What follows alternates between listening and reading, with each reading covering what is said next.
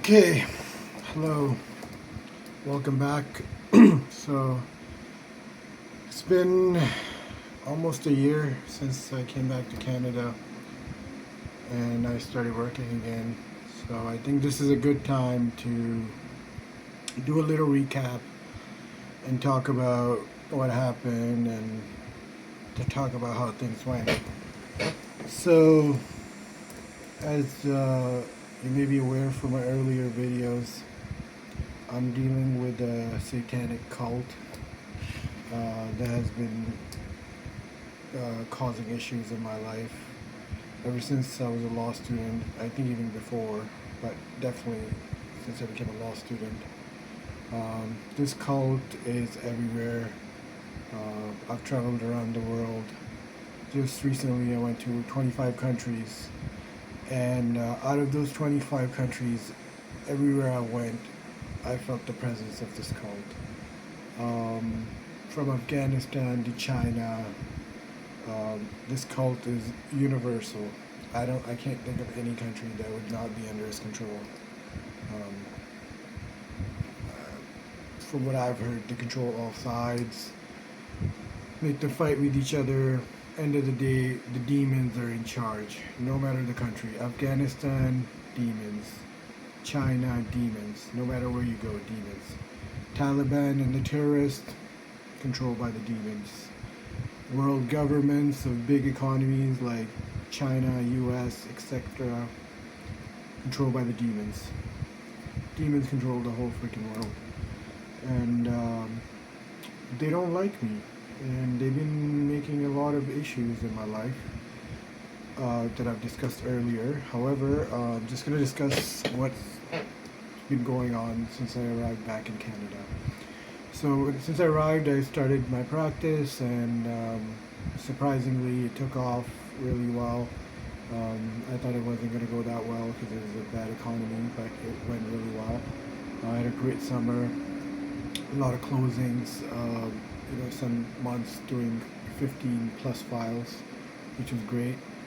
However, one thing that I noticed was the type of clients that I was getting. They were like something odd about some of them, something that was standing out, or like, some of them they had like they had similarities, right? Or it was like consistencies in terms of my clients. I was getting similar type of clients. For example, a lot of my clients, quite a few of them were working for the government agencies, like different government agencies. One of them was a cop, uh, seemed like a great guy, did his file. Uh, Nothing really stood out there.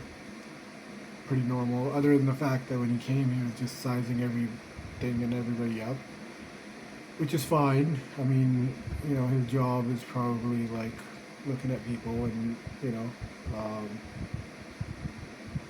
trying to look out for trouble or whatever. Like when they patrol, like they're always watching, right? So like that's just typical behavior that you would observe. But other than that, he was pretty normal, pretty chill guy. I did that file.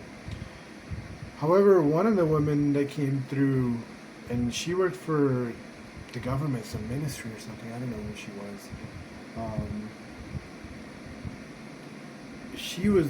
I didn't even take her as a client, but she came in, and first of all, she was like very different from the other clients. She wanted to come and ask a lot of questions. First, she lied to me. She told me she had 3 closings when she only had 2.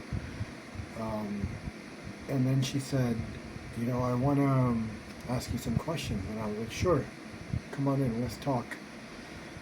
So she starts going on about how, she might not be able to close her property because, the value of the property has gone down, and now she can't afford it, and she doesn't want to close, and she's trying to work something out with the builder and so on.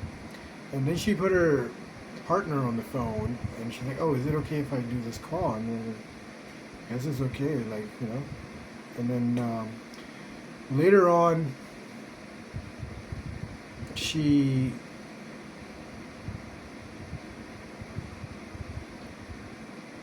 pretty much started talking about hiding assets, like, oh, like, if I get sued by the builder or somebody, that I don't want to close my deal with, like, how can I hide my assets, and like, and then I was like, hey, that's not something that I can help you with, right? Like, I'm not, asking, like, not directly asking that, but like indirectly asking me to help. And then she says something about me transferring her title, and I was like, what the fuck are you even talking about? Like, I'm not gonna do that shit, right? Like, why are you putting words in my mouth? Like, I never agreed to any of the stuff that you're saying. But anyways, I thought this was like a really dishonest, or, you know, dishonest person, or weird scenario, whatever. I told her I cannot take her as a client, and I rejected her. And then during this time, I also had another client who worked for a government agency, and this guy was like, he was like offering too much information to me that was not necessary, especially considering the type of work that he did. Like, a normal person in that scenario would not come and start telling you shit like that he was. Maybe he thought I was going to be interested in what he was telling me, but I didn't really give a fuck. But he was, trying to, I don't know, trying to bait me or whatever he was doing. I was not interested. However, when I was also checking his IDs, so like when I took a copy of his IDs, it was for him and his wife, and I think he gave me one of the IDs that he didn't want to give me, that had some information related to his work that wasn't supposed to be there. And after I had that meeting with them, those IDs just disappeared from my hard drive, completely gone. From my cloud, everything gone. And I had to contact him and let him know that, hey, like, what happened there. So my guess is maybe he gave me something that he wasn't supposed to give me, some ID by mistake, and then he just went in and he deleted, hacked into my system and deleted it. So that's what's happened so far. Other than that, they're also like setting traps through other people that I'm dealing with. For example, a lot of times I'm dealing with people, they're telling me they don't have payout statements. Like, that's been something that's been consistently happening. Like, every time I try to close a deal, the other side tells me they don't have a payout statement. Like, 2 deals in a row, they tell me they don't have a payout statement. And then when they give an undertaking, they purposely, I think, make a mistake on like the instrument number or whatever. So like, so many undertakings that I've received so far, the instrument number was wrong, and I have to check it, and I have to send it back to them and tell them to correct it and then send it back. Tell them to correct it and then send it back.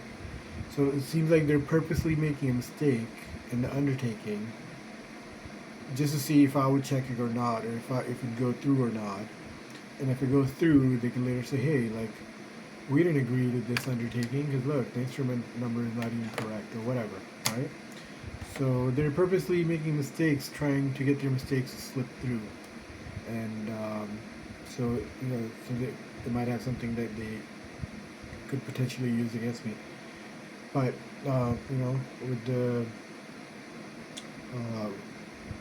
with the grace and mercy of God, so far I've been very good and very diligent at this task, and everything's been going great. So I'm not too concerned. Hopefully, God has my back, and hopefully,